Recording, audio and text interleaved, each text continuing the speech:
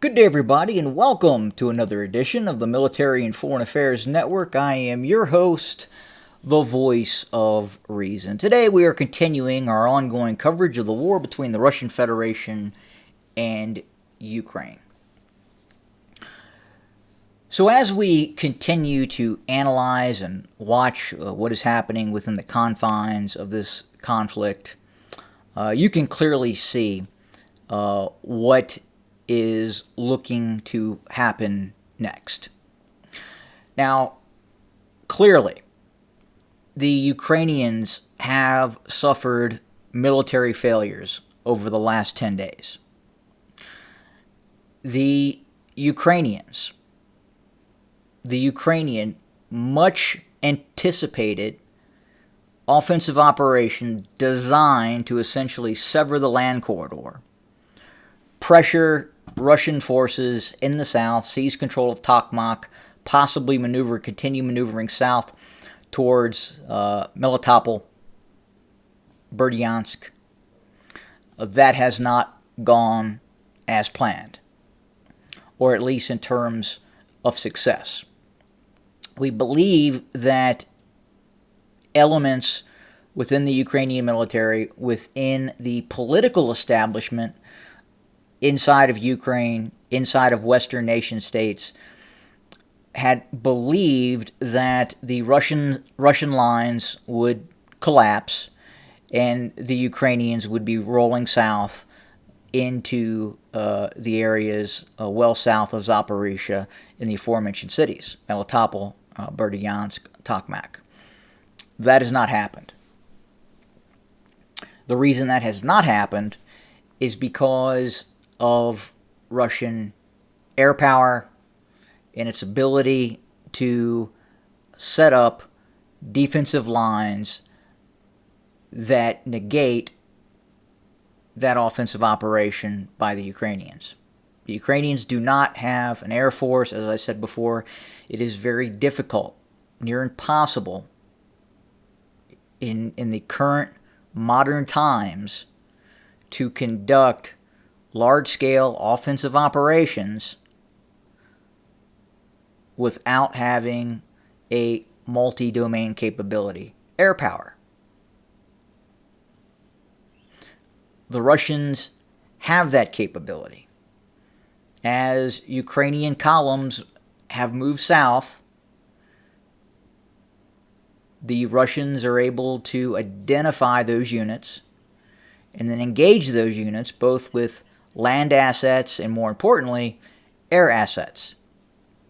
The Russians also continue to attack, degrade, and destroy Ukrainian targets well behind the line of contact, meaning inside of cities deep in Ukraine, west of the Dnieper River, east of the Dnieper River, and even areas near Kiev.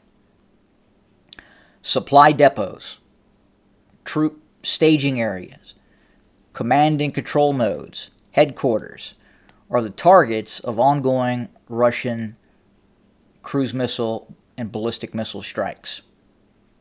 And they are hitting targets deep in Ukraine. Some are getting shot down, some are getting through, and are destroying targets. And that's why we have essentially seen this offensive by the Ukrainians stall. Now, what's next? Obviously, it is being blamed on, again, the aforementioned lack of Ukrainian deep strike capability and the ability to ward off Russian aircraft, meaning the Ukrainians need an air force. So it appears that Western nation states are gravitating towards supplying the Ukrainians with F-16s, possibly Saab Gripens, difficult to say at this point. Compounding that, it looks like the United States is also going to bend and provide the ATACMS. One of the big issues right now for the Ukrainians is the Russian use of attack helicopters. It was not as big of an issue before because Russian aircraft crossing over into Ukrainian controlled territory were able to be engaged by short-range, man-portable air defense systems. In a defensive environment, the Russians are able to lay back behind the line of contact 8-10 kilometers and engage with long-range, laser-guided, anti-tank guided weapon systems. That is what is happening, and that is outside of the range of these short-range manpads. And that is giving the Russians a significant advantage. Quite a few Ukrainian Western supply vehicles have been destroyed by these Russian standoff attack helicopters. Specifically, this unit right here, the 47th Mechanized Brigade, suffered significant casualties by these helicopters and ground attack aircraft. Now, what the Ukrainians are going to be asking for from Western nation states is the ability to target this airfield. That it sits on the outskirts of Berdyansk. It is the staging area or operating base for Russian Ka-52 Alligator attack helicopters. It's more difficult for the Ukrainians to target that air base given it is deep behind the front line. It's well over 100 kilometers away from any Ukrainian asset that would have the ability to strike that locale. Hence, they're trying to get the ATACMS. Now, they do have systems that have the ability to reach out and strike, but for whatever reason, it looks like the Russians have negated that system, either through electronic warfare or air defense capability. It's proving more difficult for the Ukrainian military to strike at some of these deep targets inside of what is now the Russian Federation. And again, make no mistake of it, this area for Russians is now considered the Russian Federation. Some would argue, okay, you have to go back before this conflict, well before this conflict, that this was part of Russia proper. But we're not going to get into that. We're going to stay focused on the military aspects of this conflict. But do your own research. It's important. And that kind of answers how and why we have arrived at where we're at right now. So Russia has deployed tactical nuclear weapons into Belarus. Those tactical nuclear weapons are a message to Western nation states and the NATO alliance. The Russians are drawing lines. And if the Ukrainian military is unsuccessful in these counter operations, these offensive operations, and as the Russian military-industrial complex continues to expand, they continue to enlarge their forces, the Russians, the Ukrainians, NATO, fully understands that the Russians are going to prepare for future-facing offensive operations against the Ukrainians. Is that going to come in late summer? Difficult to say, but it will probably occur. But right now, the Russians are perfectly happy with affixing Ukrainian military land maneuver units and then engaging and destroying those units either in the rear or on the front lines with artillery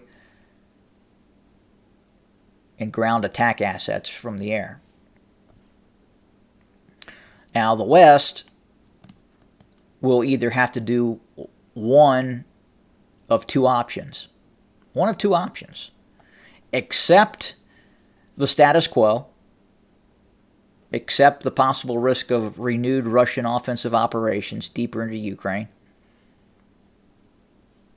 or escalate the conflict.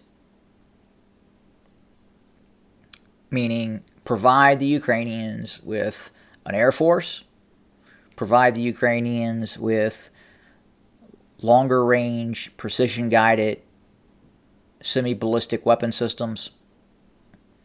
And I, again, would not rule this out, direct NATO participation.